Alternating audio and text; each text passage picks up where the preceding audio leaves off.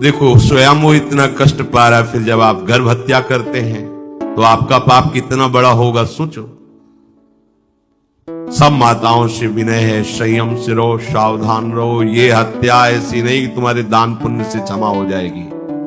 ये जो भ्रूण हत्या है, गर्भ हत्या है, बहुत बड़ा पाप है। आप लोग अज्ञान के कारण इसको ध्यान नहीं देते, इसे खिलवाड़ समझते हो।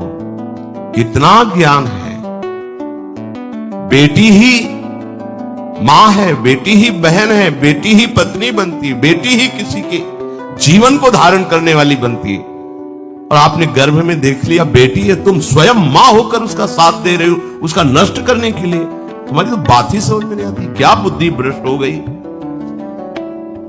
अगर पुरुष का इतना महत्व है तो बेटियां ना हो तो तुम्हारी कौन सी गति होगी सोचो जरा। जीना मुश्किल हो जाएगा तुम्हारा। तुम पुरुष किस काम के रह जाओगे। तुम्हारा अर्धांग काट दिया जाए तो तुम कैसे होगे। ये स्त्री स्वरूप अर्धांग है। जिस घर में मां बहन नहीं है, स्त्री स्वरूप नहीं, श्मशान जैसा वो होता है। ध्यान दीजिए, ये बहुत बड़ी गलती है जो अपनी बेटियों की हत्या करते हैं।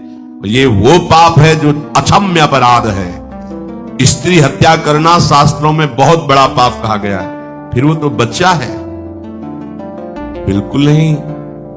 जिनसे हो गया है, श्रीमद् भागवत का सप्ताह मूल संस्कृत से सुनो और भगवान से प्रायश्चित प्रार्थना करो कि हे नाथ, भूल से गलती हो गई, दूसरा कोई उपाय नहीं। ध्यान से समझ लीजिए, तुम्हारे भ्रूण हत्या गर्भ हत्या के पाप को नष्ट करने में एकमात्र श्रीमद् भागवत समर्थ है, दूसरा कोई नहीं। कोई दान पुण्य तीर्थ स्नान तुम्हें क्षमा नहीं कर पाएगा। यह ऐसा महापाप है।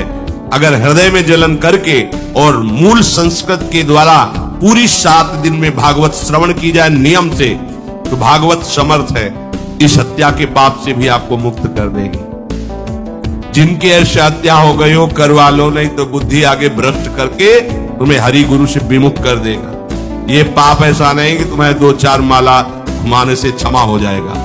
ये महत अपराध है। सबकी समझ में नहीं आता, समझ जाओ, नहीं तो आप जहां भी हो वहीं से भ्रष्ट कर देगा। यह अपराध नष्ट नहीं होगा, श्रीमद् भागवत की कृपा से नष्ट हो जाएगा। यह हमें बहुत विश्वास है। श्रीमद् भागवत सप्ताह की यह है ही महामहिम।